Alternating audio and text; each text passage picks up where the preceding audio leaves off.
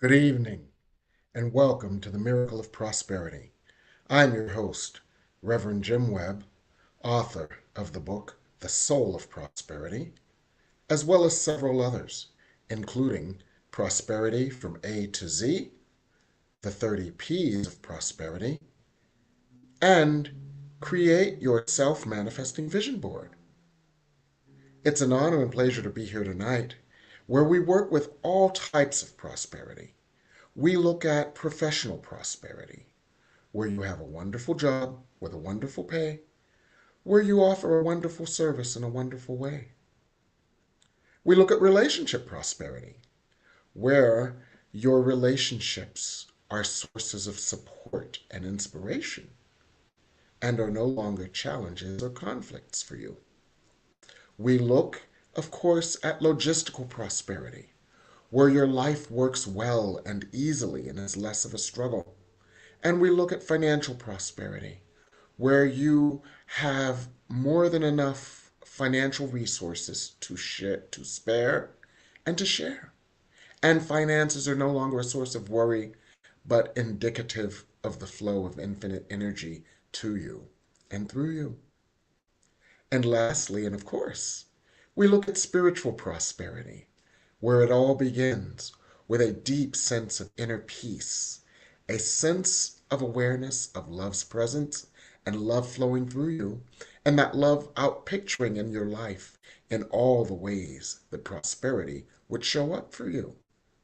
So on this show, we look at these things in reference to A Course in Miracles, which is a wonderful tool for developing a prosperity consciousness, for it helps us to enhance the consciousness that would create our prosperity, and it helps us to move past or eliminate the barriers to prosperity.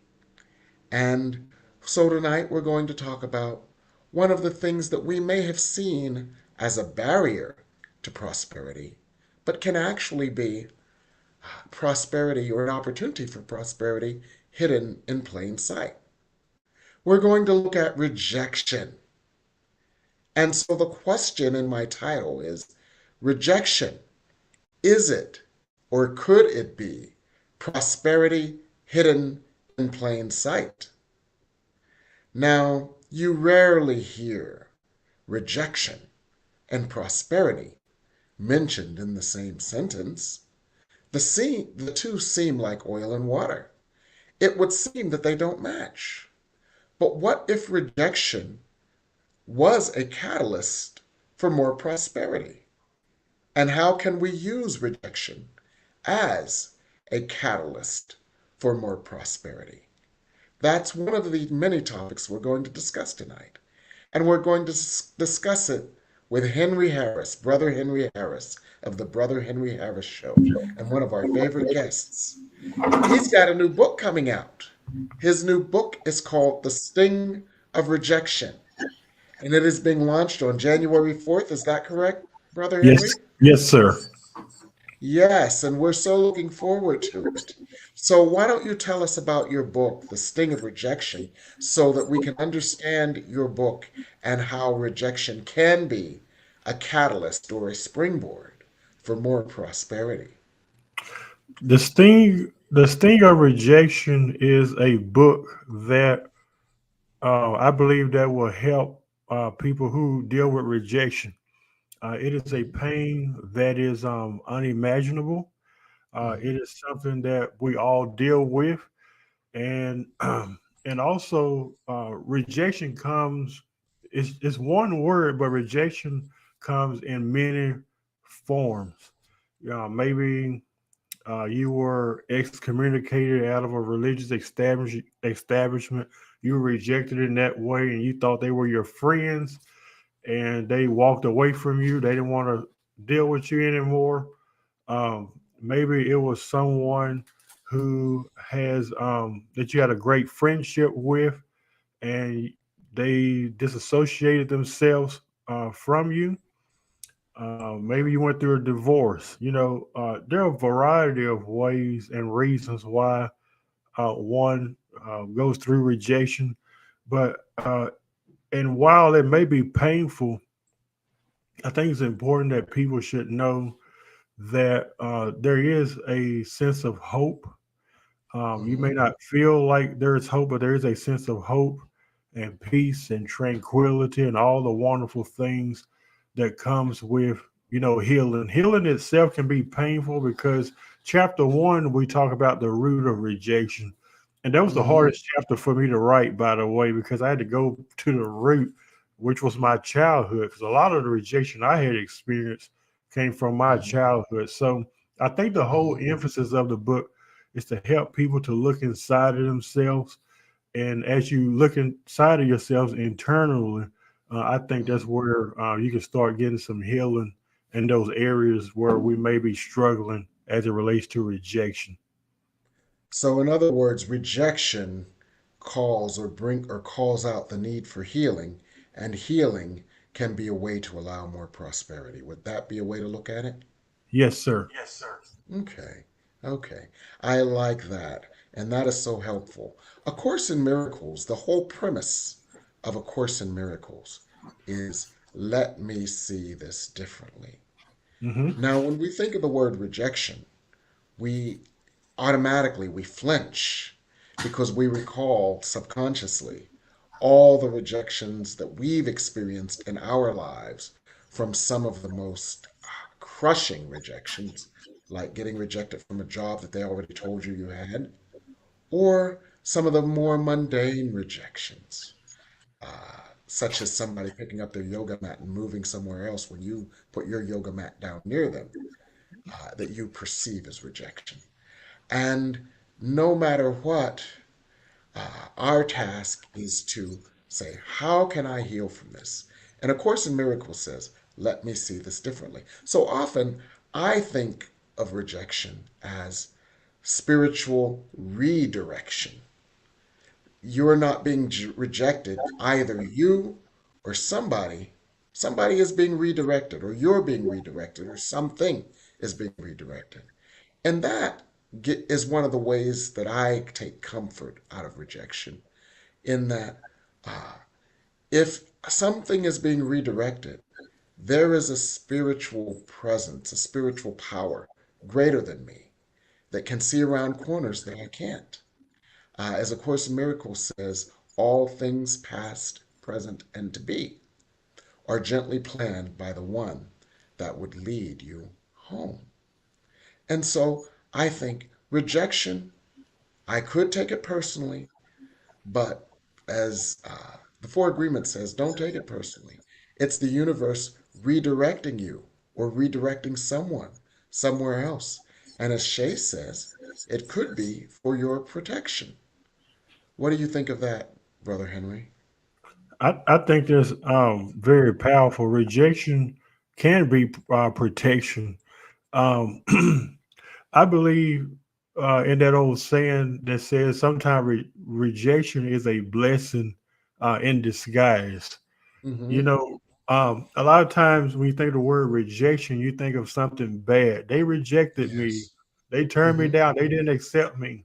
That may be Mm-hmm. a good thing, and it may be a stepping stone for you to succeed, or since we're on a miracle of prosperity, or to prosper in some other area in your life. So I always tell people that just because you were turned down or rejected in some way, maybe the universe is protecting you from something um, that you will later look back and say, "Oh God, thank you." I didn't, because there are some things we just simply don't see, and Exactly.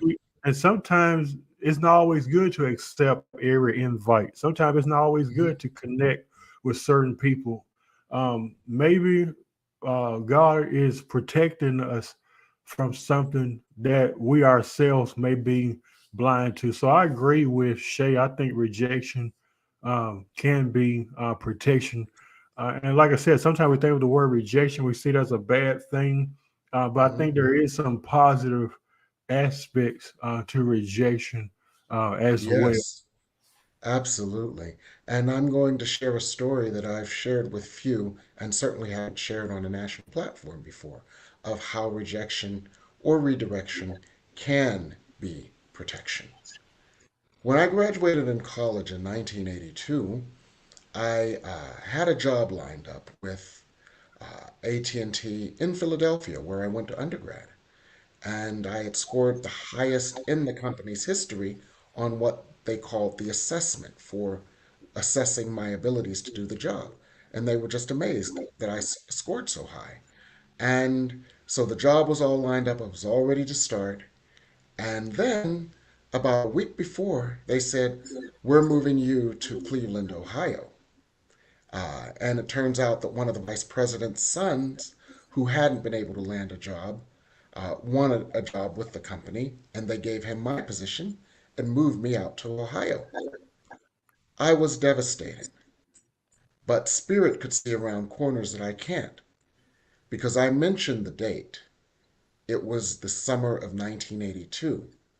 And what you may recall then was that there was this disease rampaging the East Coast like wildfire called AIDS. And I went out to Cleveland, Ohio for 18 months while AIDS was really decimating the East Coast of the nation. And in retrospect, I realized that was the universe moving me out of the path of AIDS. So Mm-hmm. during that 18 months, people became educated on how to avoid AIDS. I became educated on how to avoid AIDS. And I truly believe if I had stayed on the East Coast, I would be dead. And that was Spirit moving me somewhere else to get out of the line of fire because Spirit wanted me to stay on the earth to do other things. And that, to me, is just an amazing example of how rejection can be protection.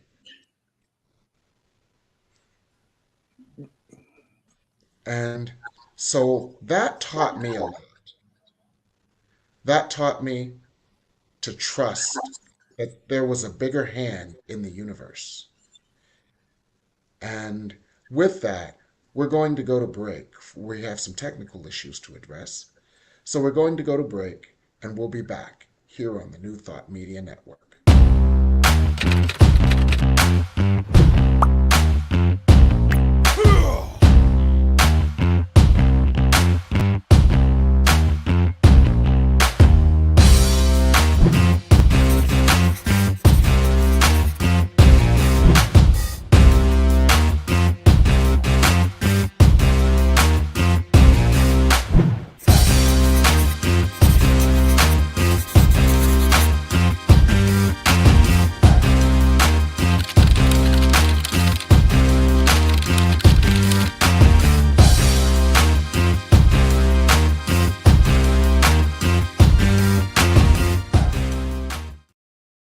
Choice, your creative superpower.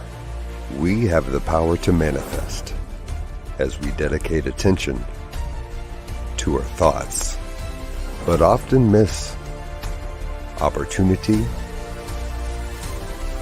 to achieve the greatest good. Your superpower is waiting to be unleashed to unlock a fuller, more rewarding world for all. Join us every Thursday at noon Mountain Time for Choice, your creative superpower with Zoe DeMuro.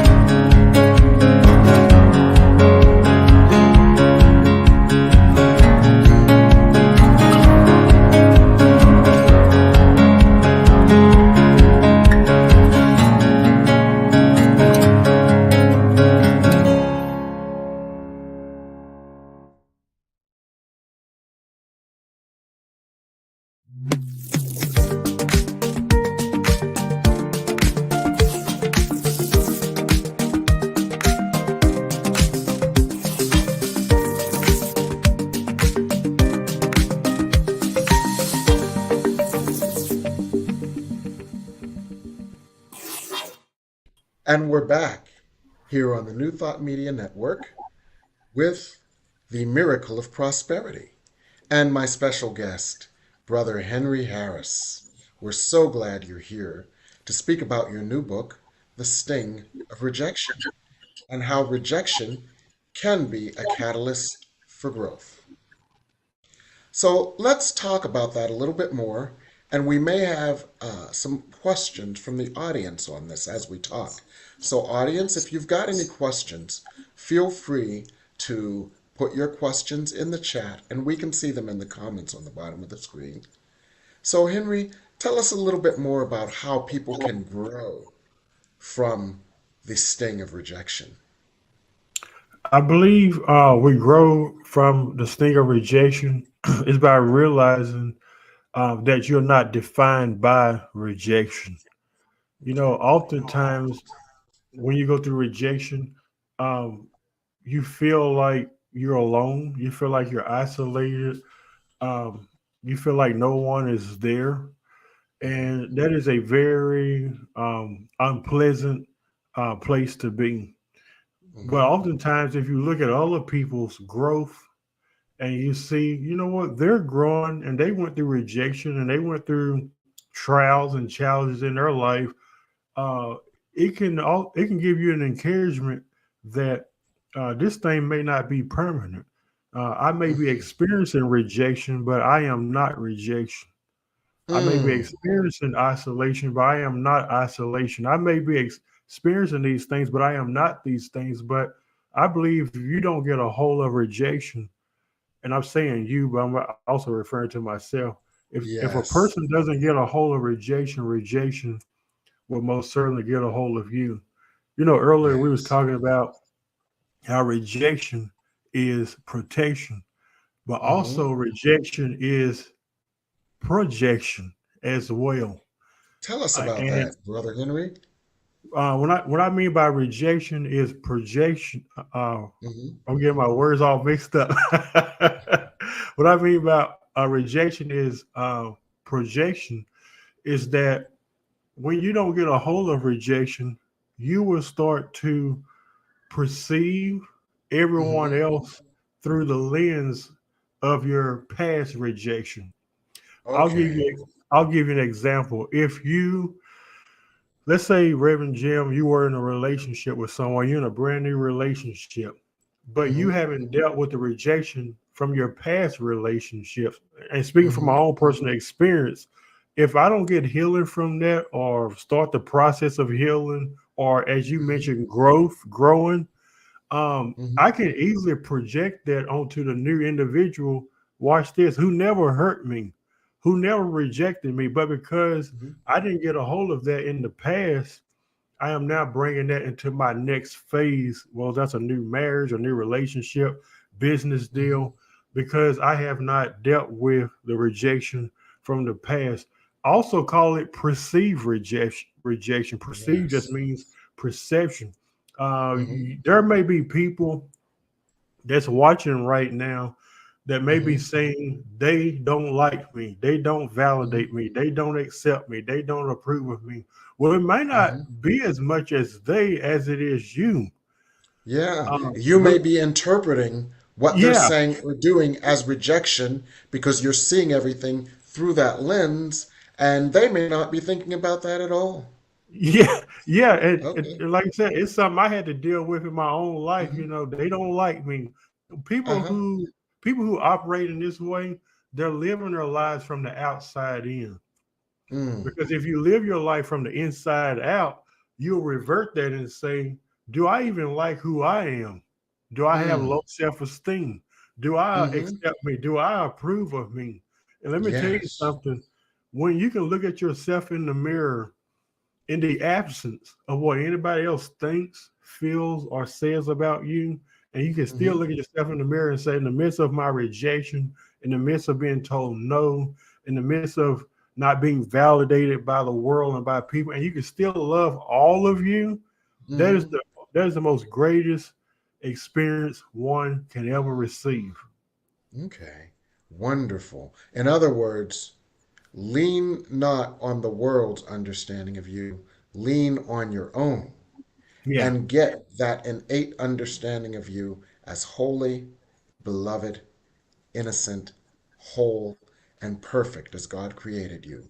And with that understanding, you can perceive yourself as all those things, see the world through that lens, and the world has no choice but to respond to you the way you project, which is basically metaphysics. The Hmm. world responds to what you project. The world is a projection of your feelings about yourself. Now, another thing I want to drill down on, Brother Henry, is one of the things you said. You are experiencing rejection. You are not rejection. Yeah. And that, I think, is so important to emphasize to our audience. In other words, this is a passing experience. This doesn't define you. This is a passing experience. This doesn't limit you. This is a passing experience. This does not mean that this is who you are or the situation that you're going to be in forever and ever. Amen.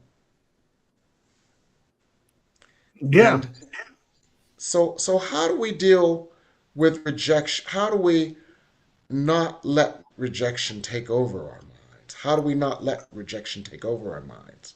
I think the ultimate way of not allowing rejection to take over your life is simply by asking I would say, getting to the place where you challenge your belief systems. I'm not talking Mm-hmm. about spiritual beliefs. I'm talking about what do you believe about yourself and why do you believe that? I Mm-hmm. think that's very important. Um, I talk about in my book, when I was a child, I was called different names, Mm-hmm. insulted. I went through Mm-hmm. a lot of abuse and Mm-hmm. things like that. So that went into my adulthood. That's where my rejection was birthed from, was through those experiences. So I start to believe, well, maybe I am no good. That's what they said. Maybe I will be like my drunk uncle. Maybe I will be Mm-hmm. like this person or that person. I start to frame my identity based off of my past experiences with rejection. But Mm-hmm. when you get to the place where you not only challenge what you believe and ask those questions, why do I believe this about myself? I think that's where freedom lies, is when you can go Yes. back, and it's very difficult, but when you can go Mm-hmm. back and say, I believe I'm no good. Okay, Mm-hmm. where's that rooted from? Why do you believe? Mm. Because I talk about words that people speak over your life, even as an Mm-hmm. adult. Why do you believe that about yourself? So I think that's very Yes. important. And we should substitute those words. Like, you may say, I'm no good, but it's time for you to graduate and say, I am good. I always tell Yes. people, never accept anything that doesn't match the truth of who you are. So to answer your question, who are you? Mm-hmm. Yes. Yes. So let's I like diagramming stuff, like sentence diagrams. So Yeah. let's diagram this a little bit. So you're getting rejected. So the first question is, who are they rejecting? Mm-hmm. And when you ask who are they rejecting, they're rejecting what you believe yourself to be. Mm-hmm. But then you have to ask, but who are you really? And who are you really is not who they perceive. Or who are you really has nothing to do with the way you framed yourself to go out into the world. Who Mm-hmm. you are really has to do with the light that God imbued you with, the light that lives within you, the light that is your essence, the light that is your holy birthright. And so by bridging that gap, the gap between who you are really and the way your past experiences have framed you, shaped you, and molded you to go out in the world, by bridging that gap and getting back to who you are really can be one of the ways to handle rejection out in the world. You're rejecting this thing you think you see because that's what I thought I was. Mm-hmm. But that's not who I am. That's not even who I was.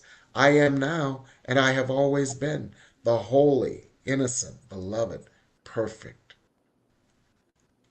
And, child of God. and may I add, you're pure of heart. Yes, Well, I just don't believe that yes, about yourself. Well, believe it yes, because you are. You're yes, pure of heart. You are good enough. exactly. Those are some positive affirmations I had to, as I was dismantling all the false beliefs about myself. That's Hmm. where I became more liberated and free Yes, from rejection. Now, when I say free from rejection, that don't mean I'm exempt from it. I want to yes. emphasize that because a lot of times you say freedom from rejection, people think I will never be rejected again. I'll never experience. I'm not. That's not what I'm trying to convey at all. I'm just Hmm. trying to say, as I told Reverend Jim at the beginning of this broadcast, when rejection does come again, you'll know how to deal with it more effectively. Oh, I see you.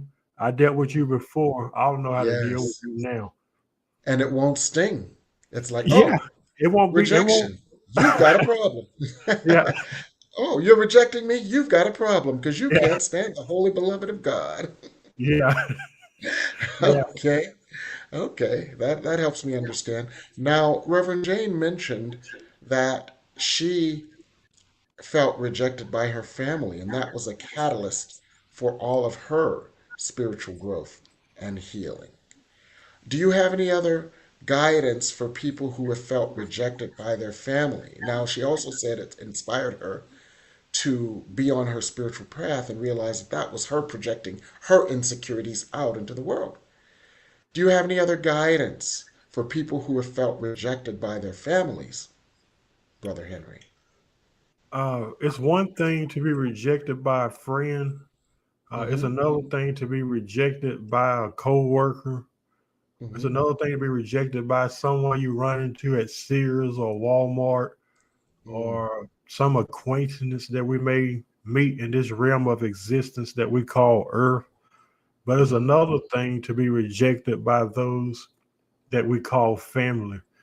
That is a Mm. very deep pain that Mm-hmm. unless you've experienced it, you really don't know what that's like. Because when everyone else walks away, we want to think that family would be there. When everyone else rejects us, we want to think that family would be there. When everyone else don't validate us or don't celebrate you as a human being, I'm talking about all of you. We think that family would do that. But in many cases, such as the young lady you just mentioned, sometimes we don't get that. I do Mm-hmm. have a chapter in my book dedicated to people just like her. And that chapter is called Blood is Thicker Than Water, or Is It? Okay. Or That's is the, it? Okay. that's the name of the chapter. And Mm-hmm.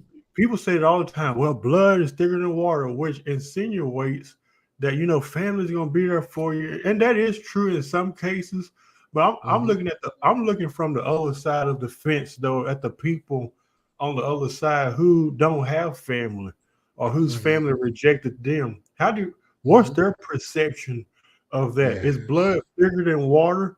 And in some cases, because I've been rejected by family members, I don't Mm-hmm. adhere to the belief that blood is thicker than water. As I put in my book, I'd rather be on the water side than the blood side. I'd rather be connected to Okay. people who's going to love me and accept me for who I am and not for what they Mm-hmm. think I should be. So I think that's very important to me. And also, I may add, everybody that calls themselves family is not really family. Mm-hmm. Okay. Okay. Now we've got a voice here that feels that they weren't rejected by their family. They are rejected by their family. And they're not projecting that. That's just some new thought BS. So, how would you address that? She said, "I don't feel rejected by my family. I was and am rejected by them. It's not anything I projected onto them either. That's just new thought BS." I, I just feel like as it relates to someone who's been rejected by their family, like she said, it got nothing to do with projection. And sometimes people throw that word out and not her, but sometimes people throw that word out. Oh, they're just projecting the past or projecting it. That does happen in some sense, but sometimes it's not projection.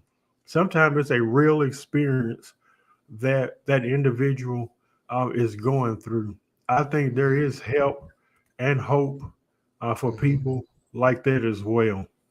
Yeah, because I think that, you know, we come as souls, and I love Newton's books like The Journey of Souls because it looks at how we have planned this life before we started incarnating and how we planned and anticipated certain challenges because they would be opportunities for our growth, and that's why we came here. I wonder if at times we chose families that would give us certain experiences for our souls to grow so that we could heal deep divisions or rifts within our souls so that we could grow and to be the light we were meant to be. So I wonder if that's a part of it in experiencing family rejection. I wonder if it's a choice our soul made in order that our soul would grow. What do you think, Brother Henry? I think that's powerful. I mean, I like what Bishop Carden Pearson said one time. He said, before we came here, um, you just mentioned something about the soul. It's almost like we chose to be here, Mm-hmm. or that we knew what we knew in some instances what we would be a part of and what we wouldn't be a part of. And like Yes. I said, I don't think all family is bad. I'm not anti-family. I'm a family man. Mm-hmm. I have a daughter, Mm-hmm. but at the same time, my heart always goes out to people who have been rejected by their Yes. family. Like I said, that's a sting too. Like Mm. uh, I even think about that there's a story in the Bible where Joseph was, if I'm not mistaken, was rejected by His brothers. his brothers. And Yes. sometimes we look at the other people, but it may be the very people in the same room that you're in that's rejecting you, and we call them family. I have friends that I would consider more family than my own biological family, and I'm not saying that as a whole on the biological side, because I do have a lot of family on my biological side that do love me and approve, but I have some that block me because I won't violate my boundaries, and I talk about that in my book. Um, it makes you question, were they even family to begin with? And like I said, it's sad, but it's just a thing that I had to deal with. Yes. This family sting is probably one of the deepest stings because, number one, we have the highest expectations of our family. So Hmm. when there's high expectations, there's deeper disappointment. And in addition, when we were infants, we were dependent on our families for everything we needed to survive. And that level of dependence on our families created this idea unconsciously that if we didn't get the love, respect, support, acknowledgement, recognition, and embrace of our families, there's a part of us that is still afraid that we're going to die because we were so dependent on them as infants. And so Hmm. we go into a primal fear, which may be why family rejection stings even more than regular rejection. What do you think, Brother Henry? I think that is very profound, Reverend Jim, that you said that, because family rejection does run deep. Um, because, like you said, it could be people that raise you, and in some Mm-hmm. instances, there's people who um, where parents didn't want to have anything to do with that child. That's another rejection we can talk about, or they were given up for Yes. adoption. My book talks Yes. about my books. Like I said, if you're dealing with rejection in any way, I don't know. I can't think of anything where my book doesn't address that. And not only do I share my story, I share the story of others with their Mm-hmm. permission, that went through adoption, that went through this, that went through that.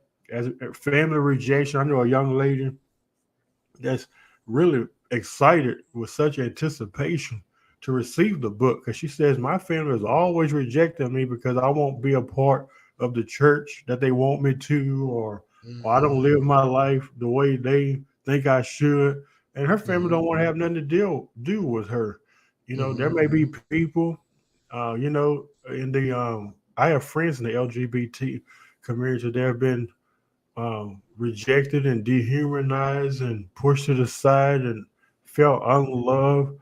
Hmm. That's another community that gets rejected and they don't feel the love that they so deserve, and other communities as well. So I hope that answers your question. It really does, Brother Henry, and I want to thank you so much. We're going to go to break right now, and we'll be back to have some further discussion on the sting of rejection here on the New Thought Media Network.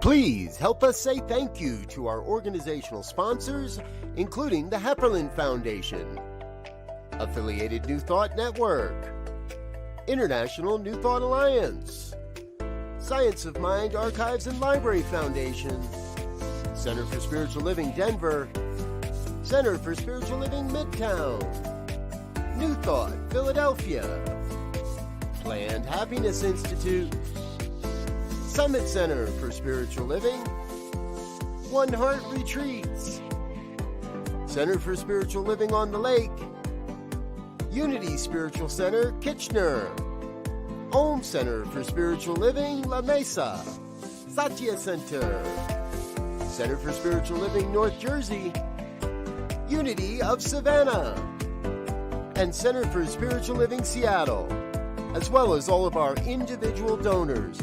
Thank you for making New Thought Media Network a place to be. Please come be you. And remember, like, share, and subscribe. New Thought Media Network, positively inspiring. New Thought Media Network is on the rise. We're looking to grow with you.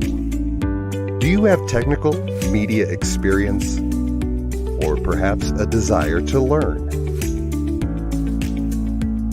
Are you willing to volunteer your precious time and attention? We share this message to benefit all. If you possess a computer with a camera and a microphone, we will share our knowledge with you. Behind the scenes or being the star, let us bless our one. Contact us at info@ntmedia.org.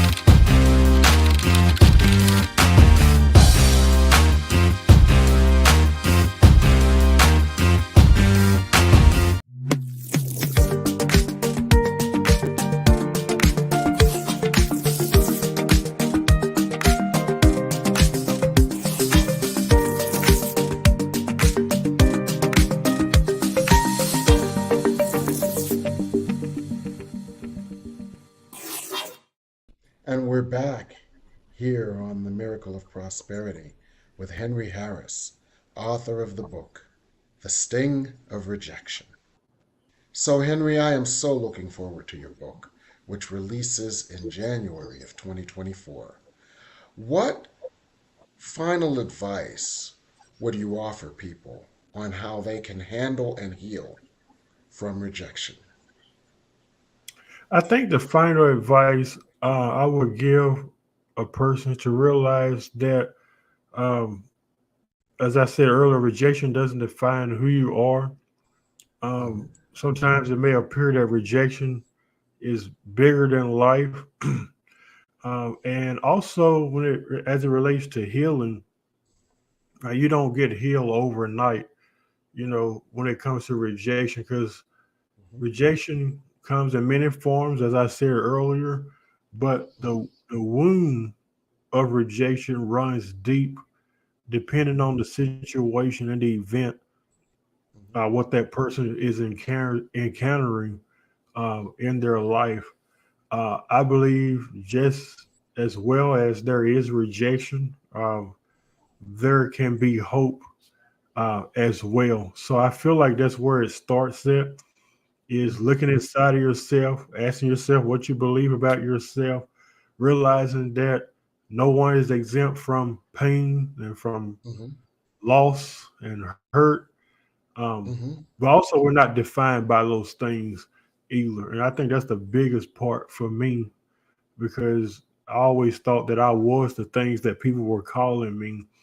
Mm-hmm. And sometimes when you don't know who you are, you do become exposed and vulnerable to what others say about you. Yes.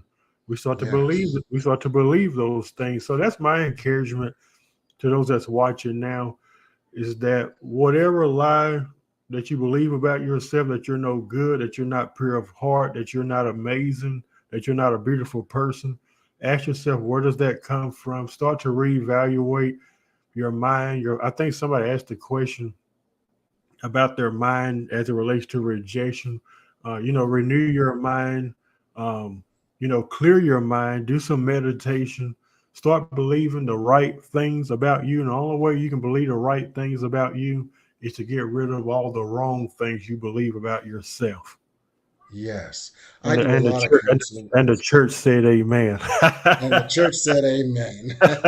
Yeah. I do a lot of coaching and counseling. And one of the things I direct people to do is to ask, what is the thought that contributed to this rejection? I call that the sponsoring thought. Just like on Sesame Street, today's Sesame Street is sponsored by the letter A. What is the thought that sponsored this experience of rejection? And that's usually a thought that we have inside. And then I say, so where did you first learn this thought? Mhm. Where was this thought at its origin? And like you illustrated, Brother Henry, generally it's something that happened in our childhood or our early youth, where that thought crystallized into something that then had the power to create its outer reflection. Because a thought has to crystallize and become strong enough to then create its outer reflection. So, one of the keys I've found is to going back to where that thought crystallized. Then I ask people, where were you when that crystallized? What were you doing? Who were you with? What were the circumstances? And then people can build a picture of that part of them, which they are still carrying around inside of them. That part of them that went from one school to another in third grade and all of a sudden was the outsider and felt judged and felt not enough and felt lonely and felt bereft. And all of a sudden, that part of them that first believed that the world was judging and rejecting them and then started projecting that out, that part of them they can focus on. And as you said, Brother Henry, in meditation, in prayer, in healing, they can invite the healing light of God into that part of them that is still in pain, and they can invite God to embrace that part of them so that that part of them knows that they are loved, knows that they are held, knows that they are protected, and begins to believe in their innocence and their deservingness and their beauty and their power and their holiness again. Because that's the part of them that has been wounded, and that's the part of them that needs to be re educated. That's the part of them that has been miseducated, and therefore, that's the part of them that needs to be re educated in truth. And then I ask them to ask that part of themselves, well, how does that part of you feel with this new information? And that part of them will eventually accept the new information, the new energy, the new light, the new love, and the new perspective and feel whole and feel healed and feel deserving. And when every part of you within you feels lovable and deserving, you no longer have the energy within you to create rejection outside of you. And Hmm. even if some element of rejection is experienced, it will no longer sting because you realize you are not rejecting me. You are rejecting something that you think you see in me that is not who I am. And Wow, that's that's powerful.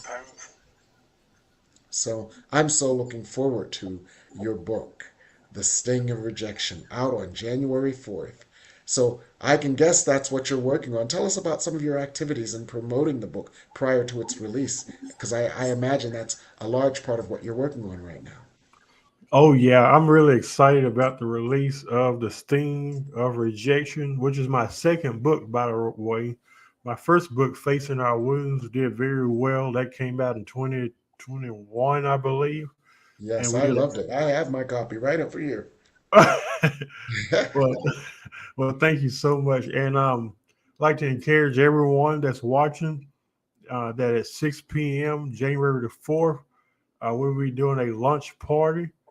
You can find that in events on my page, and you just click going or hit the word interested, uh, um, and you'll be able to participate in the lunch party. We have people from all over the world that was a part of that lunch sharing positive words of affirmation, their experience with rejection. We have a speaker, Reverend Dion Boyce Hmm. from Whosoever Ministries, Disciples of Christ. That's going to be the keynote speaker.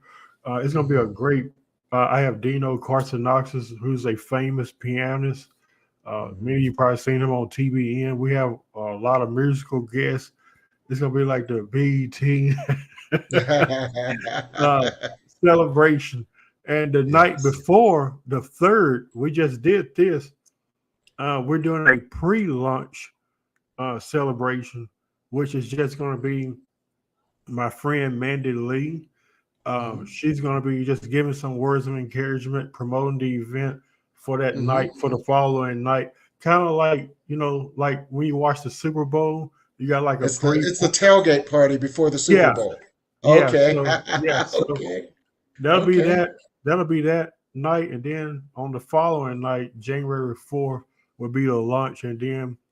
Um, and then people can order the book. We just got approved for it to be in paperback and Hmm. hardcover. That's all we have available right now. We may do audio and all the other stuff later. So right now it's on reserve and it'll go live on Amazon. I think the hardcover goes live on the third and the paperback goes live on the fourth, I believe. So I'm looking forward to everybody getting the copies, a very reasonable Yes. price. And Yes. I just think, I think, um, I think the investment is what's important. I just want to see people, develop that sense of hope and pride about themselves. Yes. And I think that's what's important at the end of the day. I just want to help someone as it relates to this area of rejection. Yes. Wow. Um, and someone asked, when will you have it in ebook? Do you have plans for it in ebook, or is that something in the future? It'll probably be some in the future. Right now, we have paperback and we have hardcover, and I'll get with my team and we'll try to Mhm. figure out if we can do all the other stuff. 'Cause I know a lot of people don't. They like to read off of the. I guess that's an ebook, if I'm not mistaken, like an iPad thing, and they just Yes. Uh-huh. and yeah, yeah. So yeah, we'll try to get that, um, arranged as time goes by. This is still the beginning stages. A lot of people say, "Well, why Mhm. don't you go ahead and release it now?" I'm like, I'm building the anticipation, okay? Yes. Because I've been Yes. talking about this book since pretty much spring of this year, Yes. and I Yes. wrote it all summer.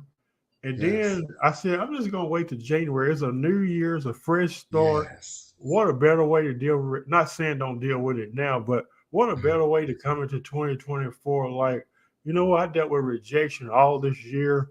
I'm going in Mhm. with a new lens. I'm going in with a new Yes. identity. I'm going in with a new purpose. Oh, wonderful. That's so exciting. You're working on some exciting things, Brother Henry. Yeah, yeah, I am. I'm proud, and Yes. like, cause I get the opportunity to help people, and that's Yes. what's important to me at the end of the day. Wow. Though it sounds like you're working on some very exciting things. Yes, sir. Thank you so much. Yes. Yes. I'm only working on one thing this week, What's and that? that is my new class. I have a new class coming up this Saturday called Creating a Self-Manifesting Vision Board.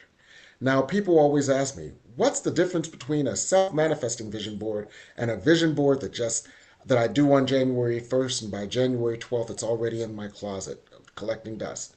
Well, a self-manifesting vision board is a vision board that you make by infusing the insights, wisdom, and guidance of God, where you project God's energy onto the board, where you integrate the board with your daily spiritual practice, and where you continually commune with the board to bring it to life.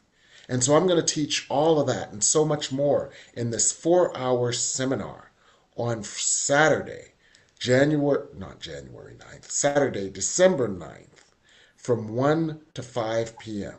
It's on Zoom. And the only thing you'll need to bring is one of those big pieces of poster board that you can get from your local supermarket or Staples or your art supply store. I will bring the templates that we will use real time to populate it, and you will then find pictures on the internet real time, put them on the vision board. We'll do things like bless the vision board. I'll teach you how to instill things like affirmative prayer into the vision board, and we will create a vision board that has no choice but to manifest it. The suggested donation is $75, and you can use my telephone number, which is on the screen right now, at either PayPal or Zelle or Venmo or Cash App to register and hold your space. Now, if you are unable to attend personally and interact, you can get the recording for only $20. So this is going to be quite exciting, and I'm so looking forward to it. And December is the best time, especially as we move towards the solstice. That is the best time to begin crafting your vision because the new light is what carries your vision into the new year and into fruition. Because some people ask, well, why are you doing it in December instead of January? And that is why. So you can be prepared for January. So when the January energy comes in, that energy can already animate your vision board. That energy can't animate your vision board if your vision board doesn't exist. So that's what I'm up to. And I'm so looking forward to it. If you have any questions on it, feel free to call me at that same telephone number, and it's going to be exciting. So we've both got an exciting 2024 coming up, Brother Henry. I wish you all the best, and I want to thank you so much for being our guest tonight here on the Miracle of Prosperity. Thank you so much.